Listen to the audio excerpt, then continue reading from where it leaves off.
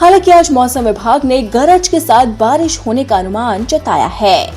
वहीं महाराष्ट्र में भी लंबे अंतराल के बाद अगले 4 से 5 दिन में अच्छी बारिश होने की उम्मीद है, क्योंकि दक्षिणी पश्चिमी मानसून अब एक बार फिर से सक्रिय होने लगा है, क्योंकि दबाव हवा की दिशा और गति इसके अनुकूल है और बंगाल की खाड़ी में कम दबाव का क्षेत्र बन गया है, जिसकी वजह से मुंबई और आसपास के इलाकों में गुरुवार की सुबह से हल्की बारिश हुई।